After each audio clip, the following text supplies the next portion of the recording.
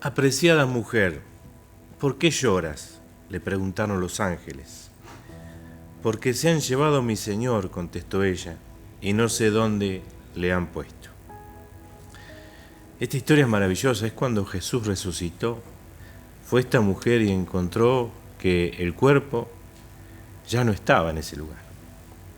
Así que los ángeles se acercaron y le preguntaron esto, ¿no? Y ella termina respondiendo con esta pregunta: ¿dónde le han puesto?, ¿no? Así que hoy te pregunto a vos: ¿dónde has puesto vos a este Jesús resucitado? La Biblia es el mejor bestseller, el libro más vendido en la historia, y esto no es por pura casualidad o fanatismo. Lo increíble de la Biblia es su congruencia, su exactitud histórica, su exactitud arqueológica. Entonces uno se puede preguntar: la resurrección, ¿falsedad o historia? Siempre atacan al pueblo cristiano con esto de que no creo en la resurrección, ¿no es cierto? O a veces te preguntan: ¿pero es un hecho histórico? Por supuesto que es un hecho histórico. ¿Es un hecho científico? Por supuesto que no es un hecho científico, porque es histórico. No es ciencia, es historia. Cuando leemos la descripción exacta que da la palabra de Dios, detalla todo el proceso de traición, de juicio, de muerte, de crucifixión y resurrección de Jesús. En todos los evangelios leemos prácticamente lo mismo. Hay una exactitud y un hilo conductor hermoso. Muchos nos atacan diciendo, ¿no?, que la Biblia la escribió un hombre. Y por supuesto que no, la escribieron varios hombres. Pero entendemos que el Espíritu Santo los inspiró a escribir. Y esa es la diferencia, ¿no es cierto? Así que decíamos que no es un hecho científico, es un hecho histórico. Cuando vemos los diferentes escritores del Nuevo Testamento, ellos fueron testigos oculares. No escribieron mitos o leyendas, ellos escribieron lo que vieron, ¿no? Y esto lo podemos ver en muchos pasajes. Por ejemplo, en Hechos capítulo 1, versículo 3, ellos escriben diciendo: después de padecer la muerte, se les presentó Jesús, dándoles muchas pruebas convincentes de que estaba vivo. Durante 40 días se les apareció y les habló acerca del reino de Dios. En la carta a los Corintios que escribe Pablo, en el capítulo 15, dice: Cristo murió por nuestros pecados según las Escrituras, fue sepultado, resucitó al tercer día según la Biblia, y se apareció a Cefas y luego a los 12, y después se apareció a más de 500 hermanos a la vez, la mayoría de los cuales vive todavía, y algunos han muerto cuando escribían esta carta, ¿no? Así que ellos fueron testigos oculares y presenciales de su resurrección, y cuando Él volvió y habló, estando en cuerpo presente, ¿no? Entonces yo hoy tuve una duda si titular esta charla ¿dónde han puesto a Jesús?, o preguntar si Colón de verdad descubrió América, ¿no? Porque cuando vemos este hecho histórico acerca de que Colón descubrió América, yo me preguntaba, y realmente estuve investigando varios minutos acerca de este hecho histórico, que lo hemos estudiado en la escuela, ¿no? Acerca de este hecho histórico, ¿no? En el viaje de Colón, dice que 26 hombres subieron a bordo de la Pinta, 22 a bordo de la Niña y 39 a bordo de la Santa María, de las carabelas de Colón, ¿no? Así que yo saqué la cuenta: 26 más 22 más 39 son 87 personas. Fueron los testigos oculares y presenciales allí cuando Rodrigo de Triana ve tierra a las 2 de la mañana. Así que 87 personas. Y por 87 personas que vieron este hecho, todos aceptamos de que Colón descubrió América. Ahora, desde que Jesús resucitó, más de 500 personas a la vez, acabamos de leer. Y también dice la Biblia que a todo el pueblo lo vio. No solamente los discípulos, no solamente María Magdalena, no solamente la madre de Jesús, sino que 500 personas y después todo un pueblo. Jesús se paseaba resucitado. Y esto es parte de la historia también. Y yo me doy cuenta que cuando hablamos de Dios, ¿no? Está todo ok, no hablamos de Dios, bárbaro, sí, pero cuando hablamos de Jesús es como que cambia la cosa. Porque cuando hablamos de Jesús demanda un compromiso con la historia y la verdad. La historia es partida en antes de Cristo y después de Cristo. En Wikipedia, ¿no? Cuando yo empiezo a buscar en Wikipedia, ¿no? Cuando busco en el buscador, en Wikipedia dice algo muy interesante, dice el título, Apariciones de Jesús resucitado. Y en Wikipedia también leo, luego de resucitar se queda 40 días con ellos. Es un hecho impactante, ¿no? Pero si no te impactó esta parte de la historia, ¿no? Quiero contarte otra cosa, acerca de la muerte de los discípulos. 11 de los 12 discípulos murieron como mártires. Jacobo decapitado, Pedro martirizado y crucificado, ¿no? Dice en esta historia en particular, Pedro cuando iba a ser crucificado, él mismo pidió ser crucificado con la cabeza para abajo porque no era digno de morir como su maestro. Andrés también crucificado, algunos despellejados, cuenta la historia, otros arrastrados, otros tirados en aceite hirviendo, ¿no? A todos ellos hubo un común denominador, les obligaron a que se opongan a su fe, sin embargo, ellos prefirieron la muerte. Así que te pregunto acerca de esta evidencia histórica, ¿quién moriría por sostener una mentira? ¿Quién moriría por sostener una mentira? Te lo repito para que lo pienses. ¿Quién moriría para sostener una mentira? Realmente ellos vieron, tocaron, hablaron con Jesús, comieron, dice la Biblia. Así que te pregunto, ¿dónde has puesto a Jesús? ¿Qué lugar ocupa Jesús hoy en tu vida, en tu trabajo, en tu matrimonio, en tu familia, en tu seno familiar? Si nunca te acercaste a Jesús, ¿qué vas a hacer a partir de hoy al confrontarte con este hecho histórico? Declaramos y decíamos no científico, pero sí probado y documentado por la historia. El texto que leíamos al principio, en Juan 20:13, esta mujer se acerca y encuentra que el cuerpo de Jesús no estaba en la tumba. Y así dice el texto, ¿por qué lloras, mujer?, le preguntaron los ángeles. Es que se han llevado a mi Señor y no sé dónde lo han puesto, respondió ella. Apenas dijo esto, volvió la mirada y así vio a Jesús de pie. Aunque no sabía que era él, Jesús le dijo, ¿por qué lloras, mujer? ¿A quién buscas? Ella, pensando que se trataba del que cuidaba del huerto, le dijo, Señor, si usted se lo ha llevado, dígame dónde lo ha puesto y yo iré por él. María, le dijo Jesús. Ella se volvió, lo reconoció y exclamó, Raboni, que significa maestro, mi Señor, mi Dios. Dios envió este precioso Salvador. Dios Padre no envió un economista ni un científico. Dios sabía que nuestra necesidad imperante era de salvación. Pero ¿por qué necesitamos salvación? Miren, desde la mala elección en el jardín del Edén, nuestras malas decisiones siguieron, nuestra independencia constante de Dios, el hacer lo que quiero, vienen las consecuencias a través de eso. En otras palabras, mis pecados me alejan de Dios. Jesús es el único puente para llegar a Dios. Esto lo dice en Romanos, en la carta a los Romanos, en el capítulo 3, versículo 23. Dice, por cuanto todos pecaron y están destituidos de la gloria de Dios. El pecado creó un abismo entre el hombre y Dios, una separación.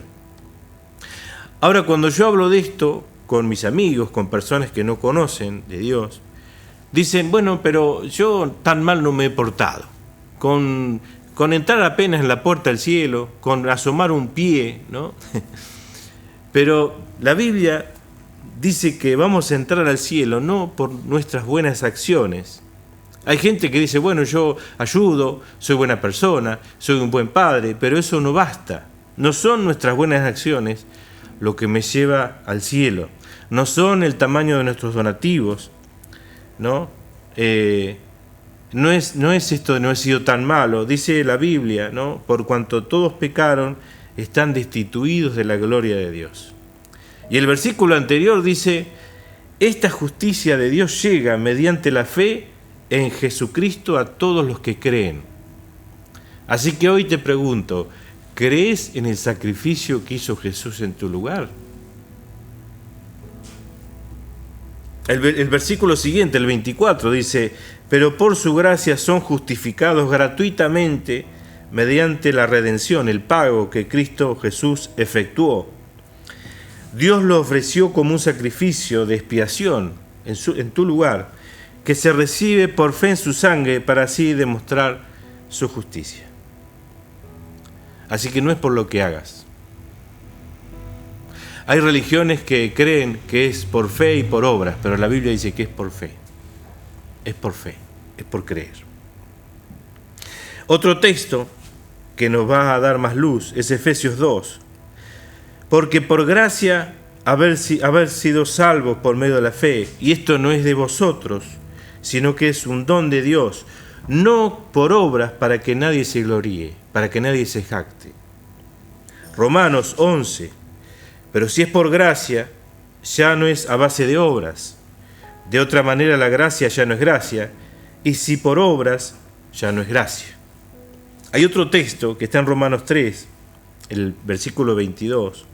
Dice, la justicia de Dios ha sido manifestada, atestiguada por la ley y los profetas, es decir, la justicia de Dios por medio de la fe en Jesucristo, para todos los que creen, porque no hay distinción. La verdad que cuando me puse a buscar versículos bíblicos que apoyen esto, la evidencia es tremenda. Encontré más de 20, solamente transcribí algunos. 2 Timoteo 1:9 dice, Jesús nos ha salvado y nos ha llamado con un llamamiento santo, no según nuestras obras, sino según su propósito y según la gracia que nos fue dada en Cristo Jesús desde la eternidad. Tito 3, el versículo 4. Pero cuando se manifestó la bondad de Dios nuestro Señor y su amor hacia la humanidad, Él nos salvó, no por obras de justicia que nosotros hubiéramos hecho, sino conforme a su misericordia. Así que te vuelvo a decir que la evidencia bíblica es tremenda acerca de que no es por las obras que hagas, ni por lo que des, nada de lo que puedas hacer, solamente por la fe en el Hijo de Dios, por la fe que Él se entregó y fue la expiación por vos. Él se entregó por vos, Él pagó el precio, así que tenés que creer en este hecho histórico, como decíamos recién. Creo que está todo dicho, pero hay una evidencia que me encanta. Podría decir, yo lo titulé la evidencia bíblica conclusiva, ¿no? En Lucas 23, versículo 39, cuando Jesús estaba en la cruz, a ambos lados de él había también, dice la Biblia, malhechores, ¿no? Quiero leerlo tal cual está. Dice, y uno de los malhechores que estaban colgados le injuriaba diciendo, si tú eres el Cristo, sálvate a ti mismo y a nosotros. ¿No? Pero el otro malhechor le dice, acuérdate de mí cuando vengas en tu reino. Jesús le contesta, de cierto te digo que hoy estarás conmigo en el paraíso. Así que yo me pregunto, en este pasaje bíblico, ¿qué obras tiene este malhechor? ¿Qué pudo hacer para agradar a Dios? ¿Cómo pagó el precio para llegar al cielo? ¿Cuánto donó? ¿Cuánto ayudó? Te quiero responder lo que vos estás pensando. No hizo nada. Solamente una confesión de fe. Y Jesús le responde, de cierto te digo que desde hoy estarás conmigo en el paraíso.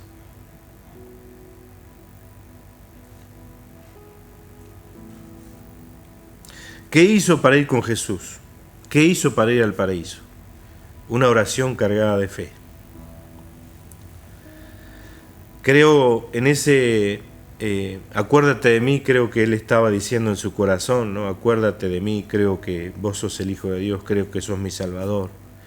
Creo que tenés la facultad de perdonar mis pecados. Creo que estaba todo insertado en esa oración. Esto es personal, ¿no?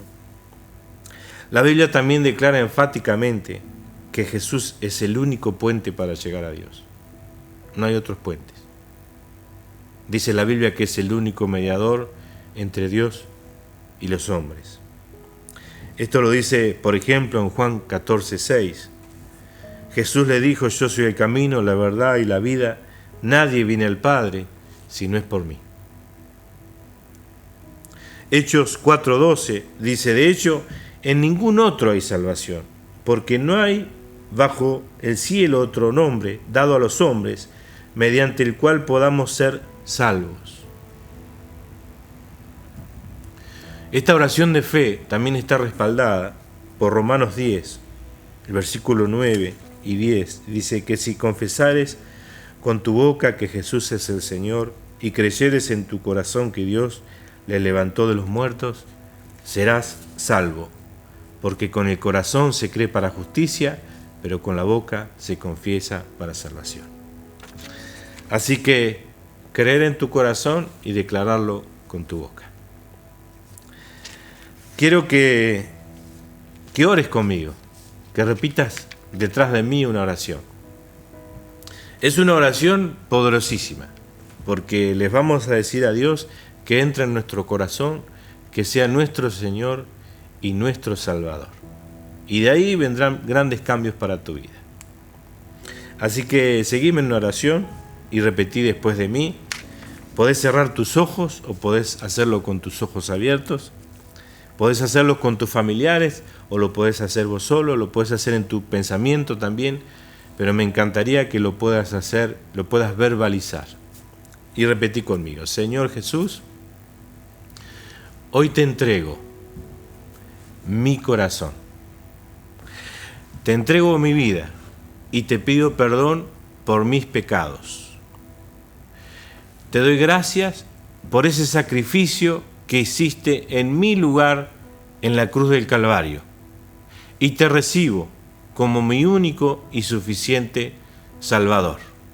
Gracias porque hoy perdonaste mis pecados. Te pido que me llenes con tu Espíritu Santo. Gracias, Señor. Amén y amén. Si hiciste esta oración, permitime que ore por vos. Señor Jesús, yo pido que traspase estas pantallas, Señor, y que bendigas a las personas que están de aquel lado, Señor. Pido en el nombre de Jesús que bendiga su familia, su economía, su entorno, y que sientan tu presencia ahora en el nombre de Jesús. Gracias, Señor, por todas estas cosas. Amén y amén. Querido hermano, que Dios te bendiga, que Dios te bendiga. Adiós.